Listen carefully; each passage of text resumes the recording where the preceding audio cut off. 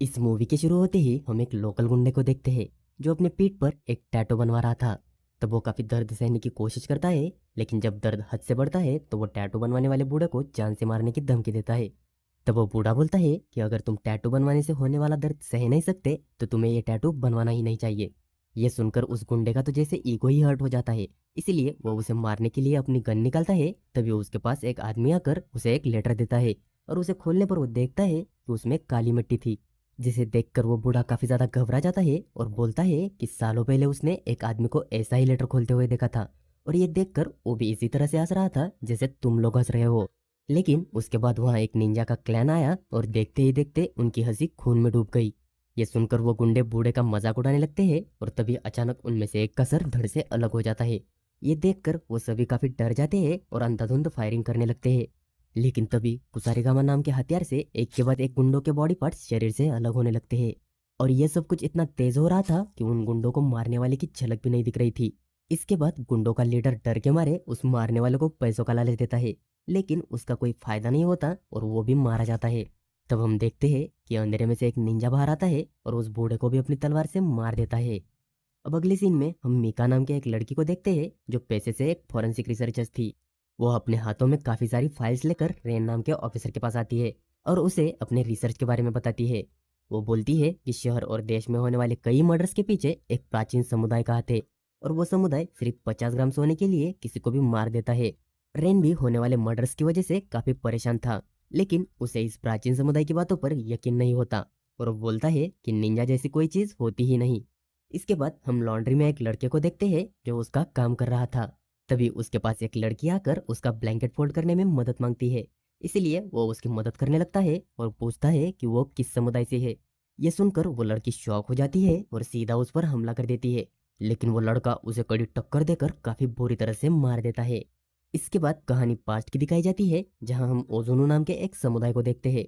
दरअसल ओजोनो समुदाय का मास्टर दुनिया भर के बच्चों को पकड़कर जबरदस्ती उन्हें एक हत्यारा बनाता था, जिसमें उन बच्चों को काफी सख्त ट्रेनिंग से गुजरना पड़ता था। और वो आज एक नए बच्चे को पकड़ कर लाया था जिसका नाम था राइजो। ये वही लड़का था जिसने लॉन्ड्री में उस लड़की को मारा था। वो उसे काफी बुरी तरह से ट्रेन करता है और वो भी धीरे धीरे सब कुछ सीखने लगता है, इसलिए ओजुन की उससे उम्मीदें बढ़ने लगती है। इसलिए अगर उससे कोई भी गलती हो जाती तो उसे उसकी काफी बुरी सजा मिलती। और ऐसे ही एक सजा के बाद रात को उसे नींद नहीं आ रही थी, तब समुदाय की एक बच्ची उसके पास आकर उसे दवा लगाती है, जिससे उसे थोड़ी राहत मिलती है और वो सो जाता है। अगले दिन जब वो समुदाय खाना खा रहा था तब ओजुनु वहां आकर उन्हें उनके पाठ पढ़ाने लगता है और अपने हाथ को एक चाकू से काटकर बोलता है कि उन्हें उनके बहते खून पर भी काबू करना आना चाहिए। यह बोलकर वो अपना खून रोक कर दिखाता है, लेकिन ये उसके अलावा कोई भी कर नहीं पाया था। इसके बाद सीन फिर से प्रेजेंट में आ जाता है और हम देखते हैं कि मिका और रेन छिपकर एक पार्किंग में मिलते हैं। तब रेन बोलता है कि वो दोनों काफी बड़ी मुसीबत में फंस गए हैं और वो उसे सेफ्टी के लिए एक गन देता है। दरअसल रेन को ऊपर के ऑफिसर से काफी प्रेशर आ रहा था और मिका का रिसर्च रोकने के लिए कोई उन दोनों के जान के पीछे पड़ा था। वो मिका को बोलता है कि अगर यह निंजा समुदाय सच में मौजूद है तो हो सकता है कि कई बड़ी हस्तियां उन्हें सेफ रख रही है। अब अगले सीन में हम राइजो को देखते हैं जो अपने हथियारों से प्रैक्टिस कर रहा था। तभी पास की आग देखकर उसे अपने पास्ट की एक फाइट याद आती है, जिसमें वो उसी के समुदाय के एक मेंबर के साथ फाइट कर रहा था और उस फाइट में उसके सर पर एक घाव हो जाता है, जिसके दर्द से वो चिल्लाने लगता है। तब ओजुनो उसे बोलता है कि यह कोई दर्द नहीं और मैं तुम्हें बताता हूँ कि असली दर्द कैसा होता है। ये बोलकर वो उसके पेट में अपना हाथ घुसेड़कर घुमा देता है, जिससे राइजो काफी बुरी तरह से तड़पने लगता है और दर्द इतना भयानक था कि पूरी रात वैसे ही गुजर जाती है। अब अगली सुबह ओजुनो राइजो के पास जाता है तो देखता है कि राइजो उस दर्द पर मात करके फिर से तैयार हो गया था। इसके बाद वहां दूसरे बच्चों की फाइट शुरू होती है जिसमें किरिको नाम की लड़की एक लड़के के साथ लड़ रही थी। ये वही लड़की थी जिसने बचपन में राइजो के जख्मों पर मरहम लगाया था। किरिको उस फाइट में जीत जाती है, इसलिए ओजुनो उसके पास जाकर बोलता है कि हारने वाले के शरीर पर हर हार का निशान होना चाहिए। इसलिए वो उसे एक चाकू देकर उस लड़के के चेहरे पर मारने के लिए कहता है, लेकिन किरिको ऐसा कर नहीं पाती, इसलिए ओजुनो उसके ही चेहरे पर वार कर देता है। यह देखकर राइजो को काफी गुस्सा आता है, लेकिन वो कुछ कर नहीं सकता था। किरिको की सजा इतने से ही पूरी नहीं होती और उसे रात भर बिना खाए पिए एक पिंजरे में बांध दिया जाता है। तब अंधेरे में छिपकर राइजो उसके पास जाकर उसे पानी पिलाता है। इसके बाद कुछ दिन बीत जाते हैं और एक रात किरिको वहां से भागने लगती है। तब राइजो उसके पीछे जाकर बोलता है कि वो ऐसा क्यों कर रही है। तब किरिको बोलती है कि उसे ऐसे गुलामी में नहीं जीना। जिस पर राइजो बोलता है कि अगर उसने ऐसा किया तो वो समुदाय के लोग उसका दिल चीर देंगे। तब किरिको काफी ज्यादा इमोशनल होकर बोलती है कि वो ऐसा नहीं कर पाएंगे। वो राइजो को भी उसके साथ आने के लिए कहती है, लेकिन राइजो उसे मना कर देता है। इसलिए वो अकेली ही वहां से निकल जाती है। अब सीन फिर से प्रेजेंट में आता है, जहाँ मीका देखती है कि उसके पूरे मोहल्ले की लाइट चली गई है। इसलिए वो घबरा कर घर के अंदर जाती है तो उसे वहां वही लेटर मिलता है जिसमें काली मिट्टी थी। अब वो कुछ समझ पाती तभी एक निंजा उस पर हमला कर देता है, लेकिन सही समय पर राइजो वहां पहुंचकर उसे बचा लेता है। उन दोनों निंजाज में काफी तगड़ी फाइट होती है और आखिर में राइजो जीत जाता है। तब वो मीका को अपना चेहरा दिखाकर उसे वहां से ले जाता है। अब कार में मीका उससे पूछती है कि वो निंजा कौन था। तब राइजो बताता है कि वो उसी का साथी था। ये सुनकर मीका पूछती है तो फिर उसने उसे क्यों बचाया। तब राइजो को फिर से पास्ट याद आता है, जहाँ समुदाय के लोग किरिको को पकड़कर वापस लाए थे। तब वो जुनू उन्हें धोखा देने की सजा देता है और उन्हीं में से एक बच्चा उठकर किरिको का दिल चीर देता है। यानी तब राइजो उसे बचा नहीं पाया था, इसलिए वो मीका को बचाने की कोशिश कर रहा था। अब राइजो मीका से पूछता है कि क्या तुम सिगरेट पीते हो। तब मीका मना कर देती है।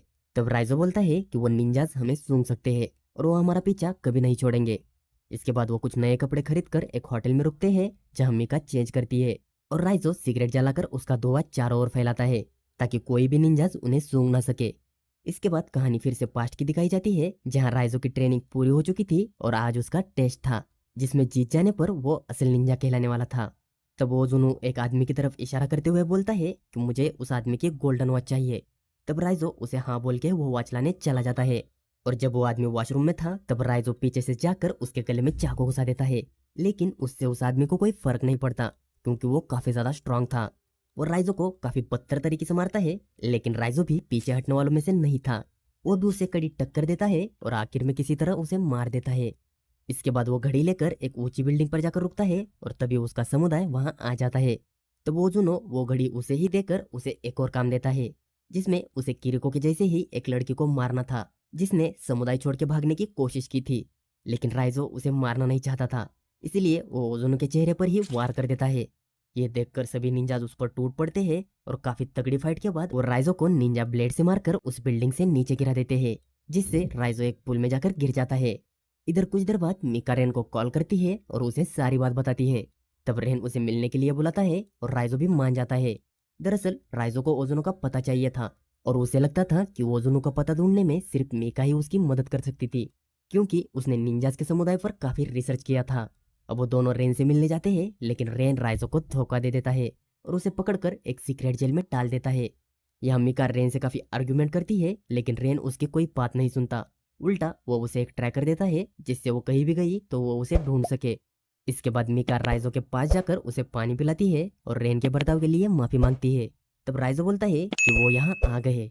ये सुनकर मिका काफी घबरा जाती है और ये बात रेन को जाकर बताती है, लेकिन रेन बोलता है कि कितने भी निंजास आए उन्हें हमारे सोल्जर्स धूल चटा देंगे। तभी कुछ निंजास उन सोल्जर को मारना शुरू कर देते हैं और देखते ही देखते काफी सारे सोल्जर्स मारे जाते हैं। तब मिका राइजो के पास जाकर उसे आजाद करती है और असली दंगल शुरू हो जाता है, जहाँ राइजो अकेला ही काफी सारे निंजास को मारता है और वहां से निकलने लगता है। लेकिन तभी उसे और निंजास की स्मेल आती है, इसलिए वो मिका को कार के पास भेज देता है और खुद काफी थ्रिलिंग वे में उनका मुकाबला करने लगता है। लेकिन एक निंजा मिका के कार के ऊपर चढ़ जाता है, इसलिए वो घबरा कर अपनी कार भगा लेती है। इधर राइजो भी उन निंजा से लड़ने की काफी कोशिश कर रहा था, लेकिन उनकी तादाद हद से ज्यादा थी, इसलिए वो वहां से निकलने की कोशिश करता है, लेकिन कई निंजास उसका पीछा करने लगते हैं। इधर मिका को भी वो लोग भागने नहीं दे रहे थे, लेकिन किसी तरह वो भी अपनी कोशिश जारी रखती है और इधर लड़ते लड़ते राइजो हाईवे तक पहुंच जाता है। लेकिन अब वो काफी ज्यादा घायल हो गया था, इसलिए वो कमजोर पड़ने लगता है, लेकिन सही समय पर मिका वहां पहुंचकर राइजो को बचा लेती है। अब वो दोनों भागकर काफी दूर आते हैं, लेकिन राइजो अब बेहोश हालत में था, इसलिए मिका उसे लेकर एक होटल आती है और वहां वो सारी चीजें दोहराती है जो राइजो ने की थी। लेकिन राइजो अभी भी बेहोश था, इसलिए उसे गिल्ट हो रहा था और वो राइजो की इस हालत का जिम्मेदार खुद को मान रही थी। इसीलिए वो उसी हालत में उसे बोलती है कि मुझे पता है कि तुम मेरी बातें नहीं सुन सकते, लेकिन असलियत तो यह है कि वो उसकी कोई मदद नहीं कर सकती, क्योंकि वो नहीं जानती कि वो जुनू कहाँ है। इसलिए वो उसकी जान बचाने के लिए उसे थैंक्स बोलकर रेन को कॉल कर देती है और छिपकर उन निंजास के वहां आने का इंतजार करती है। इसके कुछ ही देर बाद निंजास का क्लैन वहां आकर राइजो को ले जाता है और बाद में रेन भी वहां पहुंच जाता है और मिका को ले जाता है। इधर राइजो को वो लोग उनके कैंप ले गए थे और उन्हें धोखा देने वाले की सजा मौत थी, इसलिए वो राइजो को भी मारने की ही तैयारी में थे। तब कुछ सोल्जर्स वहां आकर उस समुदाय पर हमला कर देते हैं, इसके बाद मीका वहां आकर राइजो को आजाद कर देती है। तब राइजो उसे बोलता है कि आने में देर क्यों हुई। ये सुनकर मीका काफी ज्यादा हैरान हो जाती है क्योंकि राइजो को उसका प्लान पता ही नहीं था। तब राइजो बोलता है कि वो बेहोश था, इसका मतलब यह नहीं था कि वो सुन नहीं सकता। यानी राइजो ने उसकी सारी बातें सुन ली थी और मीका ने जानबूझकर उन निंजास को उसे ले जाने दिया था क्योंकि उसने पहले ही अपना ट्रैकर राइजो में लगाया था ताकि वो ओजुनो को सही पता ढूंढ सके। अब वहाँ काफी तगड़ी फाइट शुरू हो जाती है और राइजो सारे निंजा से अकेला ही भिड़ने लगता है। वो कुसारीगामा चलाने में काफी माहिर था और उसी से वो काफी सारे निंजास को मौत के घाट उतार देता है।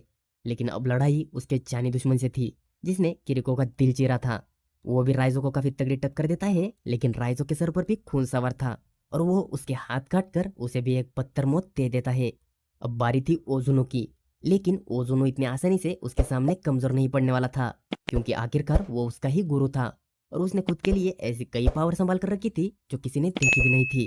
उसके पास हवा से तेज भागने की काबिलियत थी और उसी काबिलियत का फायदा उठाकर वो राइजो को काफी बदतर तरीके से मारता है, जिससे राइजो भी काफी ज्यादा घायल हो जाता है। लेकिन तभी मीका पीछे से आकर ओजुनो पर हमला कर देती है, लेकिन ओजुनो को उससे कोई फर्क नहीं पड़ता और देखते ही देखते वो वहां से गायब हो जाता है। तब राइजो मीका को वहां से भाग जाने के लिए कहता है, लेकिन वो कुछ करे इससे पहले ही ओजुनो वहां आकर मीका का दिल चीर देता है। ये देखकर राइजो को काफी दुख होता है और वो फिर से खड़ा हो जाता है। यहाँ उसे अपने जख्मों का खून रोकने की काबिलियत मिल जाती है जो ओजुनो के अलावा किसी भी और के पास नहीं थी। साथ ही उसे ओजुनो से भी तेज मूवमेंट करना आ जाता है और उसी का फायदा उठाकर वो ओजुनो को मार मार कर उसकी सारी हेकड़ी उतार देता है, जिसके बाद वो उसके कंधे में तलवार घुसाकर उसकी जान ले लेता है। इसके बाद वो मीका को लेकर बाहर आता है और रेन के पास देकर बोलता है कि इसे कुछ नहीं होगा क्योंकि उसे पता था कि उसका दिल लेफ्ट साइड की जगह राइट साइड में है और उसकी यह बात सच हो जाती है और मीका बच जाती है। अब अगले सीन में हम देखते हैं कि राइजो किरिको को काफी मिस कर रहा था क्योंकि किरिको वहीं से आजाद होना चाहती थी।